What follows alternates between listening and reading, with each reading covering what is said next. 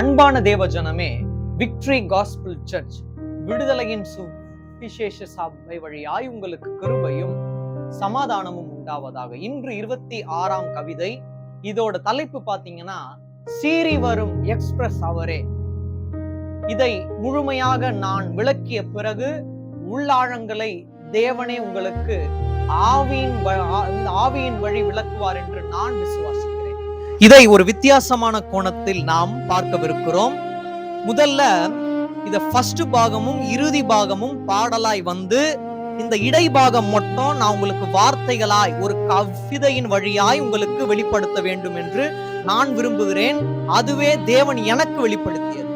மீறி வரும் எக்ஸ்பிரஸ் அவரே, என் வாழ்வின் சக்சஸ் அவரே, பாய்ந்தோடும் மின்னல் அவரே, இன்னல் இல்லை என்னில் அவரே. இதுவரை அருமையாக இருக்கும். இதுக்கப்புறமா நான் பாடலாய் பாட முடியாது. ஏன்னா விரைவில் வருங்காலத்தில் இப்பாடல் வெளிவர இருப்பதால் அனைத்தையும் நான் பாடிவிட்டால் அதன் சாரம்சம் குறைந்துவிடும் என்று எண்ணி நம்பி அடுத்த வரியை நான் ஒரு கவிதையாக மாற்றி உங்களுக்கு விளக்க விரும்புகிறேன். இத்தேகத்திலே பாவியின் பிழை தந்தீரையா, ஆவியின் மழை, ஓரம் நின்றேன் தூரம் சென்றேன், தாகம் தீர்க்கும் ஒரு ஜீவ நதியாய் வந்தீரையா, வீரம் தந்தீரையா. இதை வார்த்தையாக நாம் பார்த்து விட்டோம். இப்பொழுது ஒரு வித்தியாசமான கோணத்தில் இறுதி பாகத்தை பாடலாய் நம்ம பார்க்கவிருக்கிறோம். பன்னீர் காடாய் கண்ணீராக ஊற்று தண்ணீராய் வந்தீரையா, காலம் காலமாய் நோய் தீர்க்க வந்தீரே, சேர்ந்து விட்டீர் உம்முடன் நானுமே, என்னுடன் சேர்ந்து விட்டீர் உம்முடன் நானுமே. இப்ப பாருங்க, இதுல முழு அர்த்தங்களை நம்ம ஆவியின் வழி பார்க்கவிருக்கிறோம். ஆரம்பம் முதல் முடிவு வரை தேவனே உங்களுக்கு விளக்குவார் என்று நான் விசுவாசிக்கிறேன். சீறி வரும் எக்ஸ்பிரஸ் அவரே. இந்த எக்ஸ்பிரஸ் ட்ரெயின் எல்லாம் ஒரு குறிப்பிட்ட ஸ்பீட் லிமிட் வரைக்கும் தான் போகும்.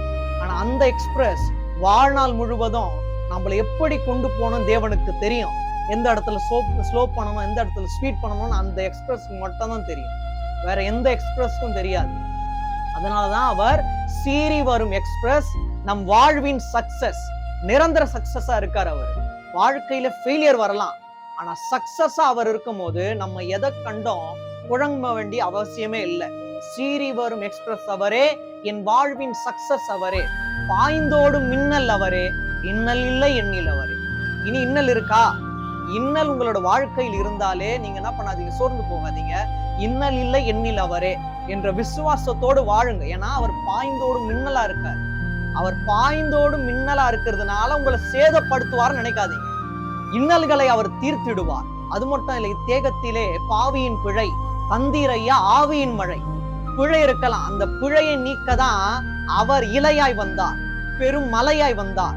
அப்பொழுதுதான் நல்லா பாருங்க, இதுல ஒரு வார்த்தை இருக்கு, தேகத்திலே பாவியின் பிழை தந்தீரையா, ஆவியின் மழை. அவர் ஆவியின் மழையை கொடுத்ததுனாலதான் இந்த பாவியின் பிழையை முற்றுமா அவர் நீக்கிறாரு. அதுக்கப்புறம் பாருங்க, ஓரம் நின்றேன் தூரம் சென்றேன். தூரம் இருந்தாதான் நம்ம என்ன பண்ணுவார், தேவன் கூட்டி சேர்க்க வல்லவரா இருக்கிறார். தாகம் தீர்க்கும் ஒரு ஜீவ நதியாய் வந்தீரையா, எனக்கு வீரம் தந்தீரையா. அவர் வீரம் கொடுப்பார். தாகத்தை நமக்கு தீர்க்கும்படியாக செய்து தண்ணீரை தந்து அவரே ஜீவ நதியாய் புறப்பட்டு வந்து அப்படியே சும்மாலாம் விட மாட்டார். நமக்கு ஒரு வீரம் கொடுப்பார். என்ன வீரம்? ஆவிக்குரிய வீரம். அது மட்டும் இல்ல, பன்னீர் காடாய் கண்ணீராக ஊற்று தண்ணீராய். அப்படின்னா நம்மளோட வாழ்க்கை காடாக இருக்கலாம், ஆனா அவர் பன்னீராய் வருவார். பன்னீர் அப்படின்றது சுவை கூட்டும் ஒரு விஷயத்தை குறிக்கிறது.